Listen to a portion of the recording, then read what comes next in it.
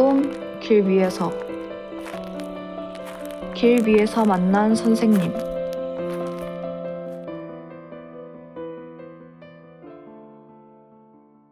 어른들은 말한다. 꿈을 꾸라고. 꿈이란 뭘까? 사전에서는 두 가지 정도의 의미가 있다. 수면 상태의 어떤 영상을 보거나 소리를 듣는 현상, 또는 실현시키고 싶은 이상.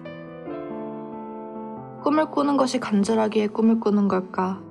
아니면 꿈을 꾸고 보니 꿈에 대해 간절해진 걸까?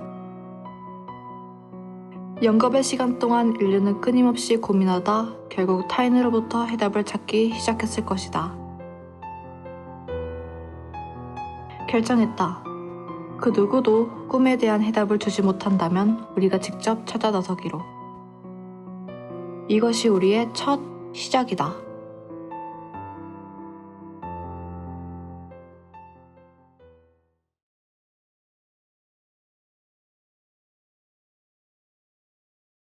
안녕하세요. 네, 저희는 반갑습니다.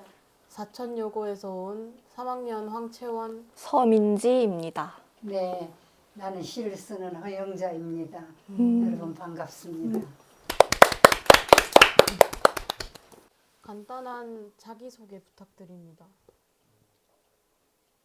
저는 경상남도 함양이라는 데서 태어났고 유년기를 부산에서 지났으며 청년기를 서울에서 시작해서 오늘까지 서울에 살고 있는 시 쓰는 허영자입니다. 네, 만나서 반갑습니다. 반갑습니다. 이건 공통 질문인데요. 선생님께서 시인이라는 직업을 가져야겠다고 생각하시게 된 계기가 있을까요? 직업이 아니고 평생의 일이죠. 직업이라는 건 생계를 위한 하나의 수단일 수도 있는데 이것은 어떤 소명감을 가지고 하는 것이 시 쓰는 일이었어요. 여러분도 잘 아시다시피 유년기의 교육이라는 게 대단히 중요해요. 근데 아까도 얘기한 것처럼 저는 유년기를 일제를 조금 알면서 자랐어요. 그리고 6.25가 났을 때 이때가 이제 유년기, 6.25 직후가 청년기, 그렇죠? 이렇게 살아왔습니다. 그런데 유년기의 기억으로는 우리가 너무 가난하고 압박을 받는 민족이었다는 거죠.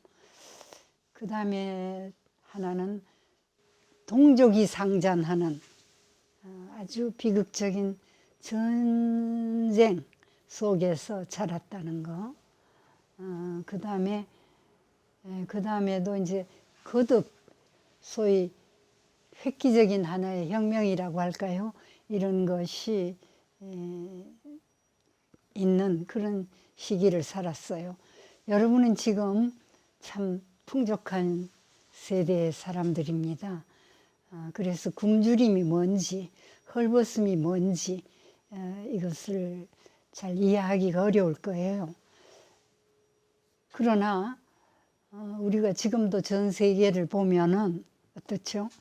싸우는 데가 많고 공연히 남의 나라를 침범해서 아주 살육을 일삼는 이런 처참한 일이 벌어지고 있어요.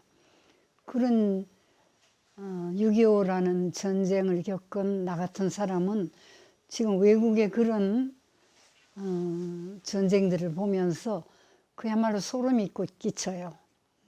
여러분은 좀 다르죠. 근데 우리가 보면 전쟁 영화라는 걸 보면 주인공은 잘 안 죽어요. 그렇죠? 죽어도 장렬하게 죽든지 뭐 승리를 한다든지 이러는데 전장 속에서 주인공은 없어요. 언제 뭐가 어떤 총이 어떤 폭탄이 날라와서 우리 목숨이 없어질지 그건 모르는 일이죠. 그런 전장 속의 전쟁의 시기를 살아왔다. 그러니까 지금 여러분처럼 풍부한 이런 뭐 전기라든지 풍족함이 없어요. 그런 속에서 도대체 절망과 처참한 죽음과 이런 것만 보고 있는 상황에서 어떤 것이 위로를 받겠어요. 공부도 제대로 못했거든요. 교사도 다 군인들이 주둔하고 하니까 우리는 가만히, 그때는 가만히라는 걸 들고, 나 같은 경우는 공원에 가서 가만히를 깔고 칠판만 하나 떼다 놓고 비가 오면 나무 밑으로 피하면서 땡볕 속에서는 그냥 햇빛을 쬐면서 그렇게 공부를 했습니다. 근데 요즘 세대 사람들은 굶주렸다 그러면 왜 라면 먹지 그랬느냐 이렇게 얘기한다는데 그 상황을 잘 알 수가 없죠. 그런 속에서 자라다 보니까 나날이 언제 죽을지 모르는 거예요. 또 나 같은 세대는 전쟁 고아가 대단히 많았어요. 나 바로 윗세대는 전중파라고 그래요. 전쟁을 직접 겪은 세대, 직접 총을 들고 싸운 세대, 많은 상위 군인이 나오고 많은 죽음을 당한 그런 분들이 있었고, 따라서 홀로 된 여성들이 많았고 뭐 이랬습니다. 그런데 우리 때는 고아가 많았어요. 고아가 하루아침에 아버지 어머니가 폭격 맞아서 돌아가시니까 어떻게 살겠어요? 뭘 하고 살겠어요? 그런 속에서도 우리는 공부를 했습니다. 그런데 공부를 하려니까 요즘 같은 좋은 도서관이 있습니까? 책이 있습니까? 선생님들도 다 전장으로 군인이 돼서 떠나고 간호사가 돼서 떠나고 어떻게 하겠어요? 그럴 때 위로가 되는 게 하나밖에 없었어요. 지금 여러분처럼 텔레비전이 있고 피아노가 있고 무슨 이런 시대가 아니니까 아무것도 못하고 책을 읽었어요. 나 같은 경우는. 근데 책도 지금 같은 도서관, 지금 어느 도서관, 우리 지방에 어느 도서관을 가도 부럽기 짝이 없어요. 나 다시 한번 살고 싶을 정도로 도서관 시설이 너무 훌륭하니까. 그런데 나 같은 경우는 집에 있는 책은 물론 다 읽었고, 아는 친척 집에 있는 책 다 읽었고, 그 다음에 새 책을 읽었어요. 빌려주는 책방이 있었다고요. 그러니까 그 책을 독서하는 것이 체계적이지도 않고 어린이가 읽기에 적합하지 않은 책도 읽고 난독이었어요. 그러나 그렇게 한 것이 문학을 하게 된 하나의 동기가 되지 않았나. 두 번째는 전쟁이 일어나니까 학교에 가면 맨날 위문 편지를 썼어요. 위문 편지. 위문 편지를 날마다 써보세요. 날마다 글 쓰는 연습이 되지 않겠어요? 그것도 연습이 됐다고 생각이 됩니다. 그러니까 기가 막히죠. 위문 편지 썼다는 거예요.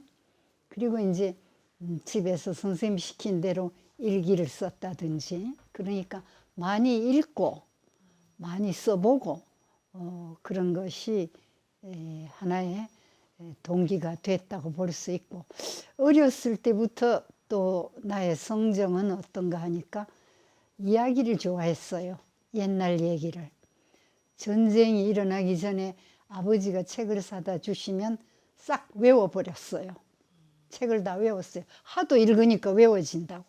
책이 귀하니까 10번도 20번도 읽으니까 다 외우지 않겠어요? 그 다음에 또 학교에서 글쓰기 하면 상도 주시더라고요. 그런 것이 그 칭찬을 받는다. 그래서 제임스 조이스라는 분이 그 책 속에서 한 말이 있어요. 나를 알아주는 스승을 만났을 때 나는 우등생이었다. 그러나 그렇지 않은 스승을 만났을 때 나는 열등생이 되고 말았다. 여러분도 아마 그런 경험이 있으실 거예요. 글 쓰면 칭찬받으니까 할 수 있다. 그런데 칭찬을 어릴 때는 여러 가지를 받게 되죠. 글 쓰는 일만 아니라 뭐 공부 잘하면 상도 받고 그림 잘 그리면 또 그림 대회도 나가고, 나 같은 경우는 무용도 좀 했어요. 또 연극도 했어요. 그랬는데 결국은 그 문학을 하게 된 아주 직접적인 동기는 대학에서 국문과를 택하게 된 그런 것이 계기가 됐다고 할 수 있습니다. 또 얘기가 너무 길어지는 것 같으니까 이쯤 하죠. 엄청 어릴 때부터 뭔가 예술적인 활동을 엄청 많이 하셨네요. 연극도 하시고 무용도 하시고 글쓰기도 하시고 선생님께서 지금까지도 멋진 작품을 쓸 수 있는 하나의 또 계기가 아닐까 싶기도 합니다. 감사합니다. 시를 쓰시는데 막 시가 막 뚝딱 나오는 게 아니잖아요. 근데 이 시를 쓰는데 영감은 주로 어디서 얻으시나요? 옛날에는 그 어떤 영감을 받아 글을 쓴다고 했어요. 근데 물론 그 글을 쓰는 사람은 글 쓰는 사람뿐이 아니라 예술가라는 사람들은 조금 선천적인 재질을 타고난다고 봐야 돼요. 그 재질이라는 게 무슨 큰 재주 뭐 이런 것도 있겠지만은 하나의 감성, 감수성이 좀 남보다 예민하다고 할까요? 이건 천성으로 말하자면 타고나는 것이니까 아무나 되는 건 아니죠. 예를 들어서 우리가 성악가가 되려면 아무리 내가 되고 싶어도 훌륭한 성대를 갖지 않으면 어렵잖아요. 마라톤 선수가 되려면 폐활량이 크다든지 혹은 그 발의 조건, 신체적인 조건이 또 맞는 사람이 그런 거 타고나지 않은 사람보다 어떻습니까? 같이 경쟁을 하면 타고난 사람이 조금 빨리 달릴 수도 있고 또 더 조금 더 잘할 수도 있겠죠. 근데 나 같은 경우는 그 몸이 많이 약했기 때문에 달리기 같은 거 하면 남들은 1등 하려고 달리는데 나는 4등면 하려고 달렸거든요. 그러니까 가만히 있는 시간, 생각하는 시간 이런 것이 참 많았던 것 같아요. 그리고 글을 쓴다고 하는 것은 그런 어떤 그 감성이 채취하는 어떤 사물을 대할 때 심안이 포착해내는 그런 어떤 예리함도 필요하지만 그에 못지않는 그 노력이 필요해요. 시를 쓴다는 것이 그냥 나오는 대로 쓰는 게 아니에요. 그거는 말로도 충분히 할 수 있죠. 근데 시라는 것은 아주 우리가 집 지을 때 건축 아무렇게나 할 수도 있어요. 그렇죠? 그러나 머릿속에 어떤 꼭 설계를 안 하더라도 머릿속에 대충의 설계가 있지 않습니까? 그러나 충분한 건축가가 지은 설계에 의한 집하고 그렇게 지은 집은 좀 다르죠. 그냥 영감에 의해서 쓴 글 위에 그 영감이라고 할까요? 어떤 그 감성이 포착하는 어떤 것을 가지고 아주 과학자와 같은, 다시 말하면 그 그림을 그리는 화가와 같은 관찰력과 과학자와 같은 관찰, 화가와 같은 드로잉 하는 것처럼 그 건축을 하는 것처럼 하나의 시라는 것을 만들어야지 돼요. 그러니까 거기는 감성도 필요하지만 지성도 필요하고 지식도 필요하고 교양도 필요하고 체험이라는 것이 밑바탕이 되기도 하고 여러 가지를 겸해야 되니까 쉽게 아무렇게나 시 쓰면 된다. 그건 아니에요. 네. 그렇게 쓰는 사람은 금방 못 쓰게 돼요. 공부를 계속 해야 된다. 그러니까 다시 이야기를 하자면 타고나는 언어의 재질 위에 많은 노력이 필요하다. 이렇게 말씀드릴 수가 있겠어요. 그러니까 시를 쓰는 사람 경우에는 자기 나름의 시론이 있어야 된다 이거죠. 그것이 머릿속에 있든 혹은 자기가 정말 실제적으로 건축가가 설계하듯이 이렇게 하던 그런 것이 필요하죠. 그래서 항상 본인에게 물어야 돼요. 나는 얼마나 노력하고 있는가? 나는 얼마나 공부하고 있는가? 나는 과연 타고난 예술가의 재질이 있는가? 재질도 없는데 노력하다가 안 되면 손해잖아요. 한 번뿐인 생명을. 반드시 궤도 수정이 필요하죠. 그러나 내가 이걸 꼭 해보겠다고 하는 하나의 어떤 일념, 신념 뭐 이런 것이 있다면 끝까지 해봐야 되겠죠. 여러분도 지금 아마 무엇인가 하고 싶은 일을 위해서 노력하고 오늘 여기 나를 찾아오기도 한 것으로 압니다. 시인님께서는 저희 같은 나이 학창 시절에 어떤 모습이셨는지 궁금해요. 지금 그런 얘기가 있더군요. 사춘기 아주 반항을 한다, 저항을 한다.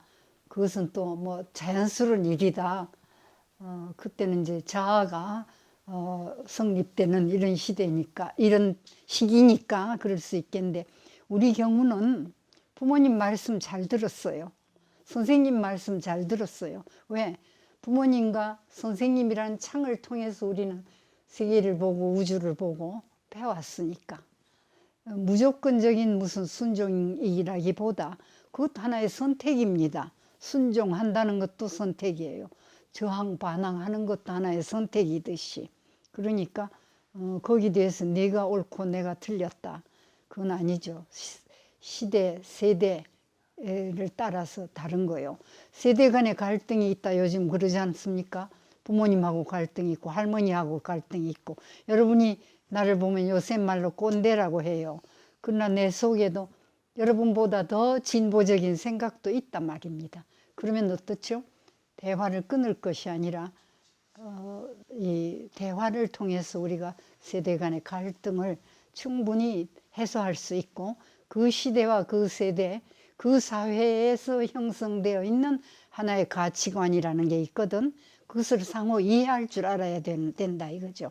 그러니까 지금 풍요롭게 사는 여러분, 이렇게 좋은 차를 타고 이렇게 공부하러 다니고 여행하는 여러분하고 나하고는 다른 시대에 살았고 다른 사회에 살았어요. 여러분이 이야기 들으면 전쟁이다, 영화 봤는데 거기 주인공이 이기더라, 뭐 이러실 거예요. 근데 우리 경우는 아니에요. 많이 지기도 했다고요.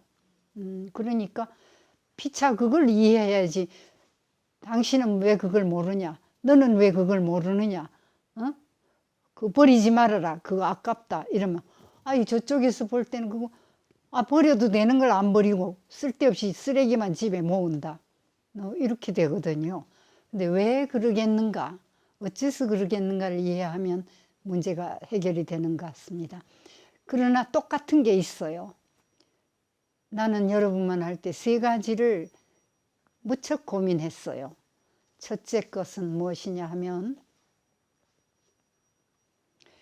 한 번뿐인 생을 어떻게 살 것인가.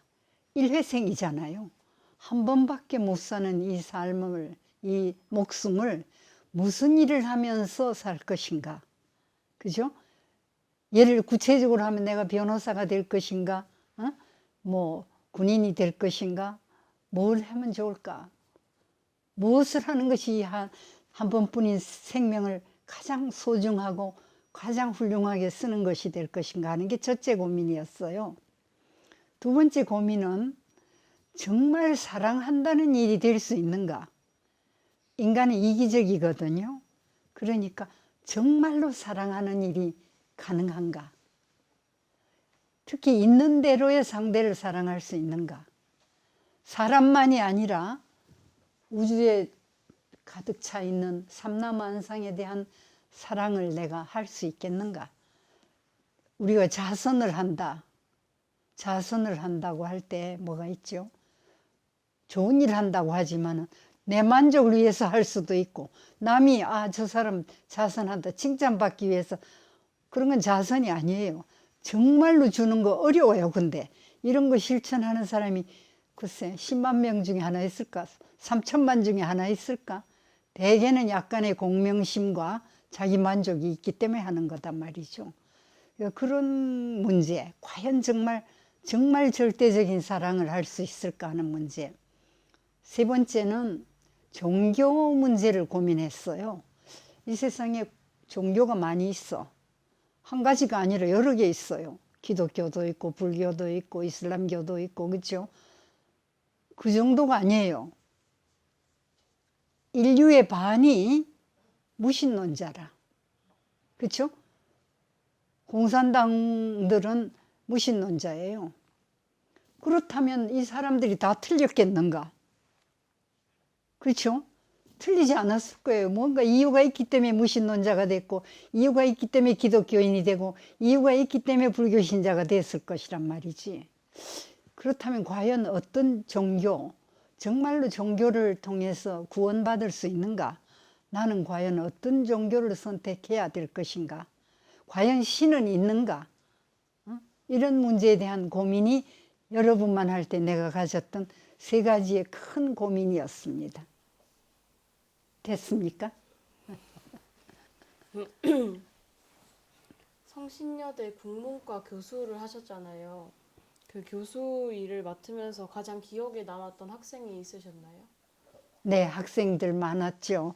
학생들이 참 그 향학열이 높았어요. 성신여대에 있을 때 제가 여러 가지 책임을 맡은 게 있습니다. 방송국을 맡아서 했고, 신문사 주관을 했고, 상담소 소장을 했고, 도서관장을 했고, 그 다음에 평생교육원이라고 하나요? 우리 학교에서는 그것을 사회교육원이라고 했는데 그 원장을 했습니다. 할 때마다 물론 최선을 다했지만은 선생이 최선을 다한다고 되는 건 아니에요. 학생들이 너무나 열심히 했어요. 내가 대학생일 때 그 사투리, 경상도 사람이에요. 난 경상남도 함양에서 태어나서 부산에서 자랐고 고등학교만 경기여고를 다녔습니다. 서울에 와서. 그러니까 오늘 여러분은 너무 사투리를 안 써서 내가 당혹감을 느끼는데, 그때는 사투리를 서울에서 쓰기가 어려웠어요. 그러니까 지방에서 온 아이들은 입을 다물고 말을 안 하더라고요. 근데 나는 중학교 때 연극을 했기 때문에 뭐 거침없이 서울 말도 쓸 수 있고 집에 가면 사투리를 쓰고 그랬어요. 하나 얘기를 하자면 고등학교 때 교과서에 그 박두진의 해야소사라 하는 작품이 있었어요. 그래서 선생님이 이 줄 읽어, 뭐 이 줄 읽어 이러셨거든요. 그래 있으니까 차례가 왔어요. 그래서 내가 읽었어요. 해야소사라 해야소사라 말갛게 씻은 얼굴 고운 해야소사라 네가 오면 네가 싸우면 나는 홀로라도 좋아라. 이런 대목이 있거든요. 그래서 그때까지 절대 친구들한테 이 사투리 안 썼기 때문에 내가 부산에서 완지 모른단 말이죠. 경상도 아닌 줄 모르는데 이 선생님이 딱 그러시는 거예요. 지금 이 학생 낭독 너무 잘했지 이러니까 애들이 네 하더라고. 그래서 나는 그 순간 굉장히 흐뭇했어요. 그런데 다음에 그런데 이 학생 경상도 학생이야 이러시는 거예요. 아니 내가 완벽하게 했는데 지금 칭찬 받았는데 왜 경상도 어머 국어 선생님 역시 선생님이시구나. 선생님은 다르시잖아요. 그죠? 깜짝 놀랐어요. 그랬더니 선생님 말씀이 이렇게 말씀하셨어요.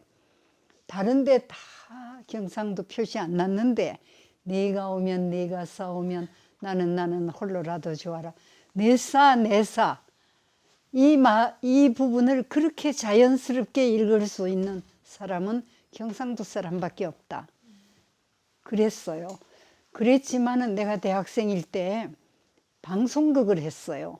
대학생 경연대회 방송극을 하는데 내가 주인공 했어요. 사투리 썼는데도 사투리 안 쓰는 주인공으로. 근데 우리가 상 탔어요. 그래서 내가 그때 상 탄 시계 아직도 있어요. 지금도 쓰고 있어요. 그랬더니 성신여대 갔더니 연극반 아이들이 찾아왔어요. 와서 저희가 연극을 이렇게 열심히 하고 있는데 지금 연극반 지도교수가 없어서 연극을 못하게 됐으니 선생님이 좀 해주세요 그러더라고요. 그때 내가 퍽 젊은 교수였어요. 32살인가. 그러니까 학교에서 두 번째로 젊은 선생이더라고요. 그러니까 젊은 선생이니까 찾아온 거예요. 국문과 선생이니까 찾아온 거예요. 그분들은 내가 연극했다든지, 그 학생들은 내가 연극했다든지 뭐 방송국 상당 모르죠. 그러나 젊은 선생이니까 찾아왔어요. 나는 일이 많아서 안 하고 싶었다 그랬어요. 그랬더니 그 학생 중에 하나가, 그 학생들이 훌륭했다는 얘기가 연구실에 이렇게 찾아왔는데, 한 학생이 내가 지금 연극할 테니까 보시고 선생님이 맡아주세요. 땅바닥에 막 하면서 연극을 하는데 내가 너무 놀랐어요. 어서 일어나, 내가 할게 그랬어요. 그래서 얼마나 열심히 했던지 성신여대가 1등 했어요. 그래서 그때 연극반, 그때 연극했던 사람들이 아나운서도 되고 PD도 되고 교수도 되고 너무 보람을 느껴요. 네. 그만큼 학생들이 참 열정적이었어요. 그러니까 나도 그때 젊으니까 이 교수와 학생의 공감이 그만큼 훌륭하게 잘 돼서 다른 분야도 우리 성신여대 학생들이 뛰어났습니다. 사범대학 학생들이 전국에 교장 선생님 많아요. 전국에 그 임용고시에 합격을 120% 했어요. 여러분 120%라고 하면 100%가 만점인데 저 사람 거짓말 아닌가? 나도 그때 놀랐어요. 왜 우리가 다 합격하고 120이라니 20 그거 무슨 말이야 이랬더니 작년에 시험 떨어진 사람까지 했는데 붙었다는 거죠. 다 합격을 하니까 120% 됐. 그때 선생으로서의 보람은 이루 말할 수가 없어요. 그 학생들을 다 잊을 수가 없어요. 네. 어느 누구 하나보다. 근데 참 훌륭했어요. 왜? 학생은 배우는 사람 아닙니까? 그죠? 열심히 공부한다는 거에서 내가 놀랐고, 두 번째는 이 대학생이 되면 이제는 사회인 후보거든요. 그것은 소위 지성인의 후보자들이에요. 이건 고등학생 때하고 틀려요. 고등학생 때 막 소리 지르고 반항하고 큰 소리 따라 이젠 뭐죠? 숙녀가 될 준비를 해야 되는 거예요. 숙녀라는 게 뭐 무슨 얌전하기만 해서 되는 게 아니죠. 많은 것을 알고 비범함을 감출 줄도 아는 하나의 교양과 지식과 이런 것이 필요하단 말이죠. 그런 것을 공부를 잘하더라는 거죠. 우리 성신여대 졸업생들은 상당해서 내가 존경했어요. 선생도 먼저 났다는 것뿐이지 제자한테 배워야 한다. 요즘 나는 컴퓨터하고 이 휴대폰 손녀딸한테 배웁니다. 그렇죠? 잘하는 사람이 선생이에요. 그래서 많은 학생들, 좋은 학생들을 오히려 스승으로 가졌었어요. 네. 다음은 저희가 같이 책을 보고 나서 질문을 생각을 해봤는데요. 첫 번째는 제가 이 책을 다 읽어보진 못했지만 여기 있던 문장 중에 가장 멋있는 문장을 봤는데요. 그 문장이 선생님께서 40년 동안 시를 썼는데 그럼에도 매번 이 시를 마주치는 게 무섭다. 40년 동안 시를 썼지만 이 시라는 것은 굉장히 무서운 물건이다. 언제나 모든 것을 버리고 혹은 모든 것을 걸고 막 형성되는 공간 안에 들어오라고 요구하기 때문에 이런 문장이 있었는데 저는 이 문장이 이제 선생님께서 시를 어떻게 대하는지도 보이고 또 이제 많은 시인이 어떻게 시를 대해야 하는지에 대해서도 뭔가 제가 들은 것 같아서 굉장히 멋있는 문장이라고 생각을 했어요. 근데 저는 이제 시를 쓰는 입장은 아니지만 시를 뭔가 관심 있게 봐야 하는 나이기도 하거든요. 근데 뭔가 시를 볼 때마다 뭔가 화자의 마음을 이해하고 시인이 어떤 마음으로 이걸 썼을까 하고 뭔가 진지하게 임해야 될 것 같아서 뭔가 거부감이 생기는 것 같더라고요, 점점. 그래서 선생님만의 뭔가 시와 친구가 되는 비법이 있을까요? 네, 나는 올해로 딱 등단 60년이 됩니다. 60년 동안 시를 썼어요. 그런데 하는 말이 있어요. 60년 동안 시를 썼지만 김소월의 시 한 편을 이기지 못하고, 이겼다고 한 말이 없죠. 따르지 못하고, 60년 동안 시를 썼지만 미당 서정주의 식기 한 절을 따르지 못하고, 60년 동안 시를 썼지만 모골의 시어 하나를 따르지 못했다. 그만큼 시 쓰기가 어렵다는 것이죠. 그런데 시뿐만 아니라 문학, 예술 다 어렵습니다. 그뿐만 아니라 우리가 지나가다가 보면은 몇십 년 동안 어떤 한 가지 일을 해온 사람은 다 스승이에요. 그분들이 그 일을 하면서 그 많은 세월을 해왔다는 것 자체가 존경스럽다고요. 근데 시를 쓴다는 것은 창조행위거든요. 창조를 한다는 것은 무에서 유를 만들어내는 일 아닙니까? 없는 데서 있는 걸 만들어내는 일이 쉬울 수가 없죠. 뭐 남의 걸 보고 베끼거나 하지 않는 한 예술이란 끊임없이 새롭게 하기를 하는 거예요. 사랑이라는 예를 들어서 사랑이란 주제나 소재를 가지고 인류는 이 오랜 역사 동안 얼마나 많이 글을 쓰고 얼마나 많이 그림을 그리고 얼마나 많이 작곡을 했겠습니까? 그런데도 계속 다른 사람들이 한다는 것은 똑같은 것을 답습하는 것이 아니라 새로운 것을 자기 나름으로 만들어낸다. 개성적인 걸 만들어낸다. 이걸 예술에서는 새롭게 하기라고 얘기를 해요. 새롭게 하지 않으면 옛날 잘 쓴 거 읽어버리면 되지 뭐하러 쓰겠어요. 똑같은 거 쓰려면. 그렇죠? 그래서 어렵다는 거예요. 매번 새롭게 하기라는 게 어디 쉽겠어요? 근데 또 그래요. 요즘 보면 우리는 옛날에 옷이 뚫어지면 부끄러워서 꿰매서 입었는데 요즘은 일부러 뜯어서 입더라고요. 그것도 하나의 패션이요. 고정관념을 깨트리는 거죠. 그렇죠? 그것이 소매가 한쪽 없는 걸 소매를 뜯어내버려. 그것도 말이지 하나의 멋이고 새롭게 하기가 되는 거예요. 다만 그것이 얼마나 많은 사람에게 공감을 얻을 수 있느냐, 얼마큼 그런 옷을 계속 입느냐 하는 것이 그 존재의 의의, 그것이 과연 좋은 것이냐 아니냐는 오랜 세월 동안 오랜 공간 속에서, 다시 말하면 시공을 초월해서 그것이 공감을 얻을 때 비로소 그것이 역사에 편입이 될 수가 있는 거죠. 요즘은 너무 시를 어렵게 써요. 그렇죠? 그래서 아까 진지하기 때문에 접하기도 어렵다 이런 말도 있지만은 너무나 이상한 글이기 때문에 접근하기 어렵다 이렇게도 되거든요. 그러니까 문학이라는 것은 그 수단 방법, 표현 방법이 언어예요. 말이거든요. 말이라는 것은 다른 어떤 행위보다 섬세하다고요. 그렇기 때문에 말을 잘 다루는 장인이 훌륭한 문학가가 될 수가 있고, 문학 중에서도 가장 핵심적인 것이 시예요.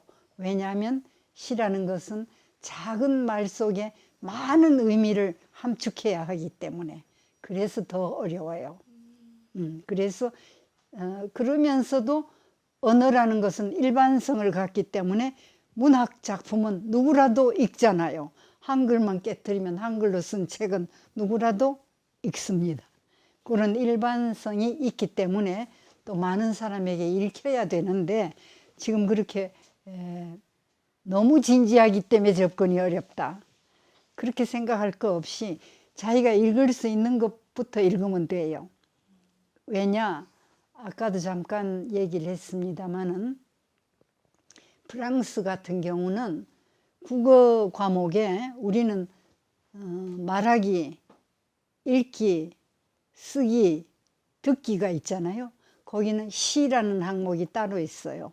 그래서 동시 동요만이 아니고 모르는 어려운 시도 같이 외우게 한다고요. 그러면 커서 이해를 한다 이거지. 그 시를 이해한다.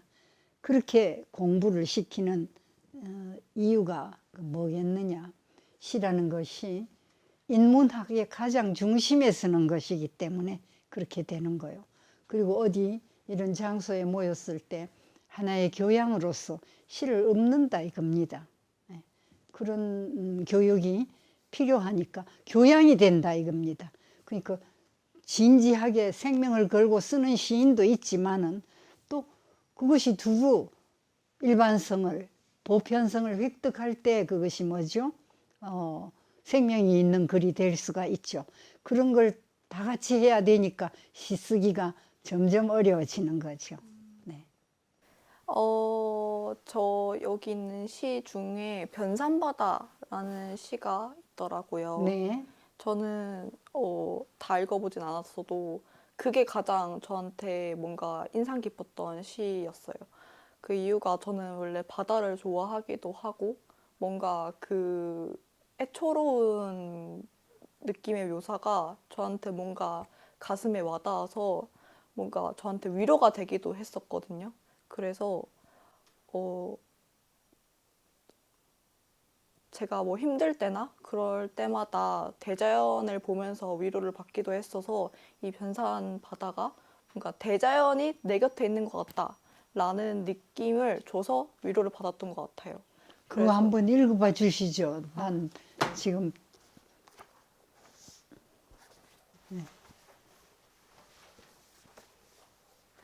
찾았어요. 오. 한번 읽어보죠. 변산 바닷물은 하오 5시에도 오히려 따스하였습니다. 엽서를 읽으며 나는 울고 싶었다. 김영색 노을 지는 하오 5시.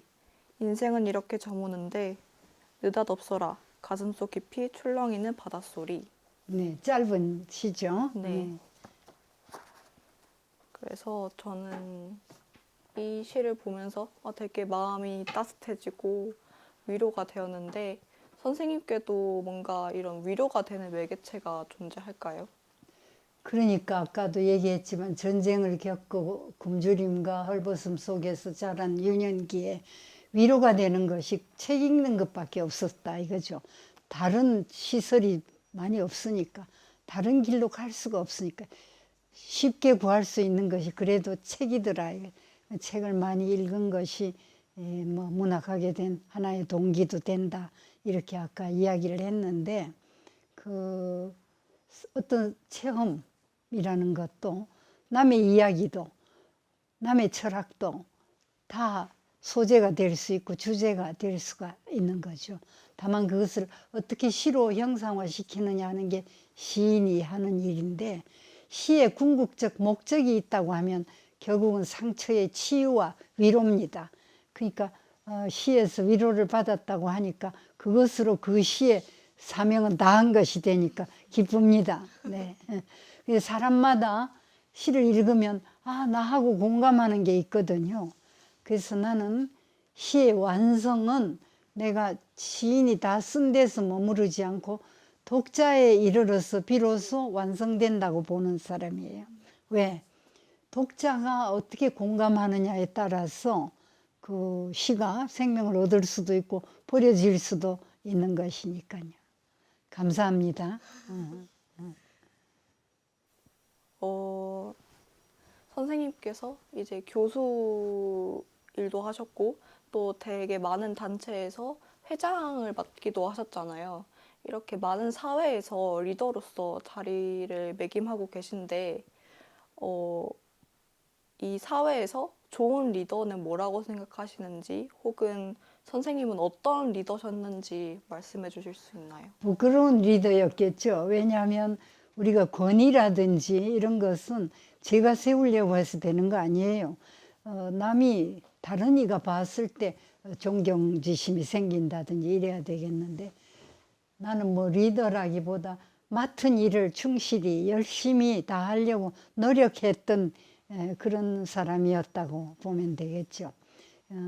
어떤 주어진 일 혹은 해야 할 일을 열심히 했다. 막 그런 사람이었다고 볼 수가 있겠습니다. 네. 그리고 이거 개인 질문은 마지막 질문인데요. 선생님께서 생각하시기에 시나 어떤 글을 쓸 때 안 좋은 버릇은 뭐라고 생각하세요?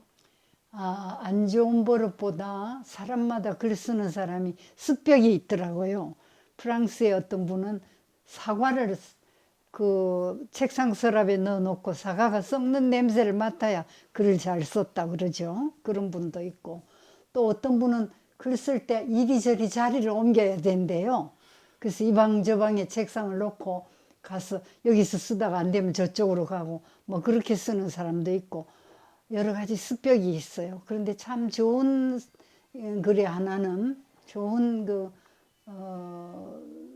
뭐라고 할까, 습벽이라고 하기보다 좋은 습관의 하나는 박목월 선생님께서는 반드시 공책에다가 연필로 초고를 썼어요.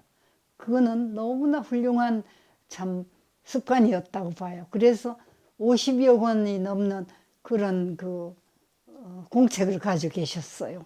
볼펜도 아니고 만년필도 아니고 꼭 연필로, 원고지도 아니고 무슨 그냥 종이도 아니고 꼭 공책에 쓰셨다, 이런 게 있는데, 나 경우는 무슨 그런 습벽이라기보다 머릿속에서 먼저 시를 만들어요. 만들어 가지고 충분히 또 되고도 해요. 그런 연후에 글로 옮겼거든요. 근데 요즘은 조금 나이 들었다고 머릿속에 생각했던 거 잊어버리려고 그래서 얼른 써놔버려요. 네. 얼른 써놨다가 다시 이제 고치기도 하죠. 퇴고를. 그러니까 이게 나쁜 습벽인지 좋은 습벽인지 모르지만은 옛날에는 머릿속에서 퇴고까지 다 맞췄는데 몇 날 며칠이 걸려도 몇 달이 걸려도 혹은 몇 년이 걸려도 지금은 잊어버리기 때문에 얼렁 써버려요. 네, 써놓고선 이제 고치고 또 그러죠. 네. 그러면 한 가지만 더 질문을 할게요. 네. 아까 선생님께서 질문을 해보라고 하셨는데, 박재관 선생님께서 질문을 해보라고 하셨는데, 제가 이 책을 다 읽지 못한 이유 중 하나가 찬사가 너무 많아서 뭔가 좀 칭찬도 많이 들으니까 물리더라고요. 그래서 당사자인 선생님은 어떻게 이렇게 뭔가 이런 보통의 태도를 계속 유지하실 수 있었을까, 이런 게 궁금하더라고요. 근데 이제 예술을 하는 사람들은 두 가지가 있어요. 극과 극을 가는 거죠. 작품을 완성했을 때 기쁨, 환희, 긍지, 그거 자홀감이라고 해요. 스스로 자기에게 취하는 거요. 이게 최고다, 이리 싶거든요. 그때는 막 너무나 좋으니까 그 작품 하나 하고 다이아몬드 안 바꿔요. 근데 왜 조금만 지나면 그렇게 부끄러워지는지 모르겠어요. 그 감정이 극과 극을 가기 때문에 그거를 다 모아서 냉각시키기가 어려워요. 이 열등의식도 무서운 것이고 이 자존의식도 극을 가는 것이니까 이걸 합쳐서 냉정을 되찾고 다시 객관적으로 자기 작품을 보는 이런 태도, 다시 말하면 자기 작품에 대해서 가장 준열한 비평가가 되기도 해야죠. 네. 그렇게 하면 자기 모습이 보이죠. 그래서 어떤 때는 자기가 좋아하는 작품인데 독자는 별로 안 읽어주는 게 있고, 독자는 좋아하는데 내가 보면 그거 아닌데 이런 것도 있죠. 네. 근데 그거는 어쩔 수가 없어요. 독자라는 분들은, 수용자들은 체험이 각각이니까, 또 그분들의 감성도 각각이니까, 그분들의 지식의 수준도 각각이니까, 그이들이 문학에 대한 이해의 능력도 각각이니까, 그거는 우리가 바닷물이 많지만 떠오는 사람은 제 역량껏 떠와요. 대야만큼 떠오는 사람도 있고, 그렇죠? 컵만큼 떠오는 사람도 있고. 그래도 어떻든 떠가 준다는 것만으로 저는 감사하다고 생각합니다. 독자는 소중한 존재입니다. 공통 질문으로 넘어가도록 하겠습니다. 선생님께서는 살아있다라고 느낄 때가 언제 있으세요? 살아있다고 느낄 때 네. 요즘 텔레비전 보면 이상한 먹는 거가 많이 나오더라고요. 입는 것도 많이 나오더니 요즘 다시 또 집에 대한 것도 많이 나오더라고요. 의식주라는 것은 생존을 위해서 반드시 필요하고 또 그것을 드높이는 것은 보다 더 안락한 삶을 사는 거 아닙니까? 그런데 그러나 나는 맛있는 음식을 먹었을 때 보다는 예를 들어서 가을 바람이 이렇게 귀 밑을 스치고 지나갈 때 아, 살아있구나. 이런 기쁨을 느끼고 이렇게 가다가 어떤 아름다운 전경을 봤을 때 아, 내가 살아있어서 이걸 보는구나. 오늘 같은 날 하늘이 푸르고 햇빛이 따뜻하죠. 이런 날 아, 행복하다 이런 말이 나와요. 근데 특별히 내가 오늘 맛있는 음식 먹었는가? 그거 아닐 때도 많아요. 그러고도 왜 어머 이상하다 내가 왜 행복감 느끼지 이럴 때도 있어요. 또 참 나는 못하는 굉장히 착한 사람 있잖아요.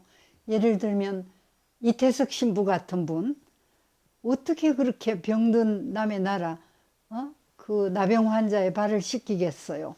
그런 사람을 만나면 하늘이 부끄러워지면서 어떻죠? 저 사람 배워야지. 그렇죠? 그럼 내가 칠판을 바라본다, 배운다.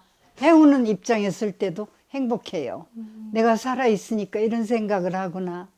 그런 분 드물어요. 인류 전체를 통해서 그런 분 한 서너 분밖에 없지 않을까. 난 지금까지 알기는 3사람밖에 모르는데 이태석, 테레사 수녀 그리고 저 슈바이처.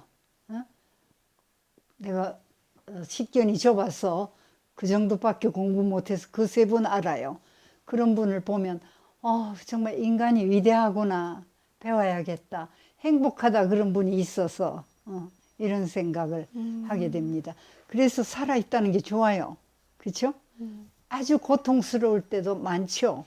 아까도 얘기한 것처럼 우리의 유년기라는 건 참 비참한 것이었기 때문에 여러분은 상상하기 어려운 그런 세상을 살았어요. 요즘 여러분 아프리카나 저 우크라이나나 보지요. 그게 우리 현실이었다 이겁니다. 예. 그러나 어떻죠? 아름다운 전경을 아름다운 사람을 만났을 때 감격하게 된다고. 살아있구나. 이런 걸 느낍니다. 되게 작은 것 하나하나의 행복을 느끼시는 걸 되게 본받고 싶어요. 행복이란 시가 있어요. 교과서에 실린 거 있습니다. 네. 그거 중학교 교과서에 있는데 모르겠어요. 요즘 막 교과서를 바꿔가지고 혹시 빠졌는지. 거기 보면 행복이 먼데 있지도 않고 큰 것으로 있지도 않고 보물찾기 놀이를 할 때 감춰두는 그런데 지극히 사소한 것으로 숨어 있다 이런 걸 쓴 게 있습니다. 시인님께서 지금 현재 삶의 만족도를 1에서 100의 %로 나타내신다면 어느 정도일까요? 그게 왔다 갔다 해요. 외로움에 대해서 굉장히 나는 익숙한 사람인데 왜냐하니까 내가 형제가 없기 때문에 어려서부터 외로움, 혼자 있는 거에 익숙한 사람이에요. 그런데도 불구하고 요즘 가만히 있다 보면 인간이 참 외로운 존재구나 싶어요. 고독사 하는 사람도 많고 그죠? 참 이건 좀 아닌가 이런 생각이 들 때가 있습니다. 네. 나는 한 80%를 만족해요. 네. 왜? 글쓰기를 한 것도 좋고 이렇게 여러분이 찾아와 주니까 좋고 예쁜 여러분들을 만날 수 있어서 좋고 여러분이 자기 앞으로의 진로와 상관없으면서도 이렇게 진지하게 들어주니까 행복하고 이럴 때 굉장히 행복하죠. 네. 그 나머지 20%는 나머지 20%는 가령 아까도 얘기했죠. 우크라이나에서 전쟁이 일어났다고 할 때 하고 생각해낸 인도에 금원이 있어요. 호박으로 칼을 치나 칼로 호박을 치나 다치는 것은 항상 호박이다. 어때요? 굉장하죠? 항상 죄 없는 백성만 많이 죽겠구나. 많이 다치겠구나 생각하니까 너무 가슴 아픕니다. 네. 그리고 또 하나는 뭐 이것도 초연하려고 하는데 잘 안 되는데요. 이 나이 드니까 아픈 데가 생겨요. 달리기도 하기가 어렵고 이런 건 좀 안 좋잖아요. 뭐 이건 안 좋은 거예요. 나는 걷기는 잘합니다 지금. 그런데 여기저기 아픈 데가 생겨. 그냥 아픈 게 아니라 이번에 코로나 주사를 맞고 아주 부작용이 심해서 지금 아파요. 여러분이 온다고 해서 내가 오늘 이렇게 좀 정신을 차리고 있습니다. 근데 그 부작용 때문인지 몸이 아팠어요. 아픈 거는 불행하더라고요. 네. 그래서 소위 늙는 거, 생로병사 얘기하지 않습니까? 생은 그렇게 비참한 게 아니라고 생각하는데, 산다는 것은 살아있다는 것의 기쁨. 에세이집 있어요. 살아있다는 것의 기쁨. 있는데 살아있다는 것은 기쁜 거예요. 그렇지만은 늙고 병들고 하는 것은 결코 좋지 않아요. 그건 불행의 요소가 돼요. 아픈 것도 뭐 행복하다 아니에요, 나는. 또 뭐죠? 늙어서 노쇠해지는 거 안 좋아요. 네. 이런 것 때문에 15%는 불행합니다. 그러면 마지막 질문인데요. 저희 이제 이번 영상 타이틀 제목이 청춘입니다. 이게 청춘이 이제 저희 같은 청소년 혹은 청년들을 뜻하는 것이 아니고 이제 어머니나 아버지 혹은 선생님 이제 그런 나이대 분들도 청춘이다 라고 얘기를 하고 싶어서 이 제목을 그렇게 짓게 되었는데요. 그래서 지금 선생님의 청춘은 어떤 느낌인지 알 수 있을까요? 되게 청년기로 다시 돌아갈 거냐 이러면 싫어합니다. 아까 사춘기라는 말을 했는데 왜 그렇게 사춘기 때는 이유 없이 고독하고 이유 없이 슬프고 그죠? 그런 게 있지 않습니까? 그런 게 있죠, 여러분. 그런 거 가장 강한 시기가 그 시기였던 것 같아요. 그런데 나는 청춘이라는 걸 이 육체의 쇠약도 물론 뭐 팔팔하면 좋겠죠. 에? 그것도 청춘이죠. 젊다는 건 육체가 젊다는 건 참 좋아요. 여러 가지 일을 할 수 있으니까. 그러나 나이 들어도 정신은 얼마든지 청춘일 수가 있다고 생각합니다. 예를 들어서 젊은이들도 꼰대가 있어요. 사고가 아주 고루하고 아주 아집이 강하고 이런 거는 그거는 아니죠. 하나의 고정관념에 사로잡혀 있고 이건 젊은 게 아니에요. 그래서 그런 사람들을 요즘 보면서 가엾다는 생각이 들어.